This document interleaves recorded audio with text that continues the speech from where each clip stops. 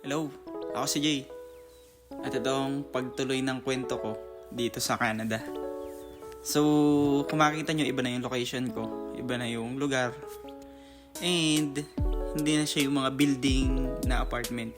So, lumipat ako dito sa Surrey, British Columbia. Pero galing ako dating Kelowna. Kung makikita nyo sa mga video ko, location niya is nakalagay ay Kelowna. Pero ngayon, nakalagay na siya Surrey. So kakalipat ko lang dito day 1. Syempre day 1 bibidyo na agad natin yan. Bali naging travel ko from Kelowna papunta dito sa Surrey. So inabot ako ng almost 5 hours. Nag-e-bus lang ako. And sinearch ko lang siya through online. Kasi nga sabi ko baka may mga masasakyan na hindi na ako kailangan mag-plane. Ayun, nag-bus lang ako. Then so, day 1, malakas agad ang loob ko. Mag-ikot-ikot.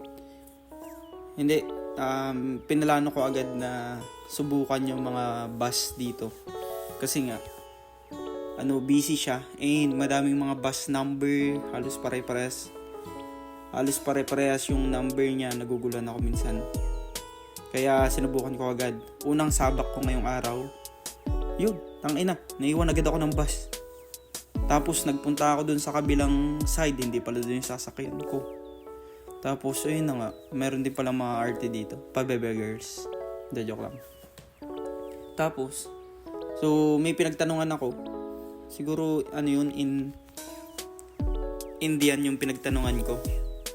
Tinanong niya sa akin yung mga sasakyan ko. And dahil nagtanong sa kanya, siya na may naiwan ng bus niya. Ayun, yung natakbo na yun, naiwan siya ng bus.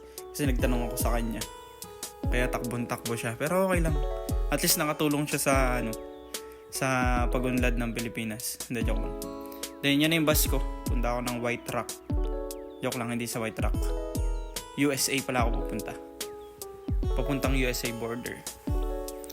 And dito ay dumating na ako dun sa susunod kong sasakyan dapat na bus. Pero sabi ko, lalakadin ko na lang. Susubukan ko maglakad. So, yun. Ang ending, nakikitakbo na lang ako kasi hindi ko nga alam kung saan ako liliban dito eh. Kaya yun, sumabay na lang ako sa mga sa mga insan kong yan. Insan, how are you my friend? You want double? Then, ito lang napansin ko yung mga apartment, yung mga building.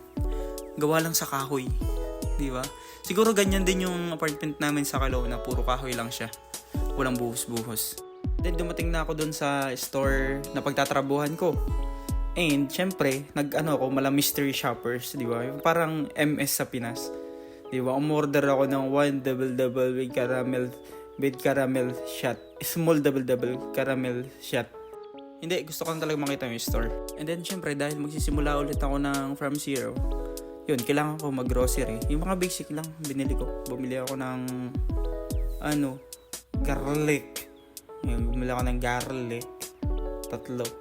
And, kung ano pa yung mga kailangan, bumili din ako ng onion.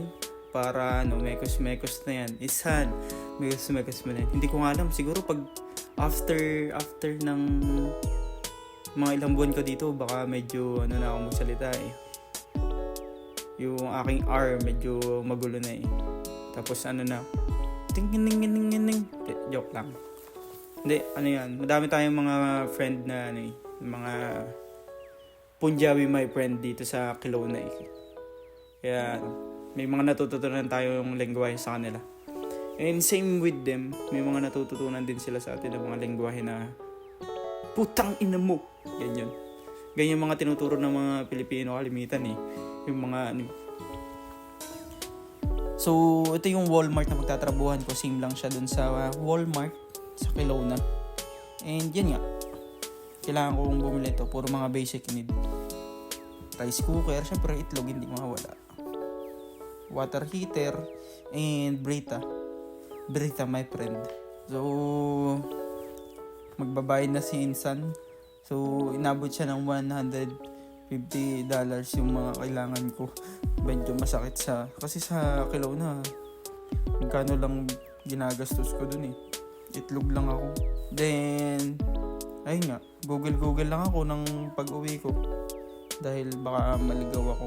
So, dito sa lugar na to, dyan ako naligaw talaga.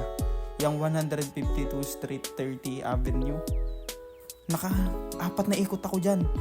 Paikot-ikot ako, hindi ko alam kung saan ako tinuturo ng lalaki. Siguro, hindi ko lang siya maintindihan kasi English eh. Ang dami niya sinasabi kasi hey, how are you? You go there. After you go there, you go here. Yun. Siya. Ako si Jay. Ito daw ang kwento ko dito sa Surrey, Canada. Bye, mga kupal.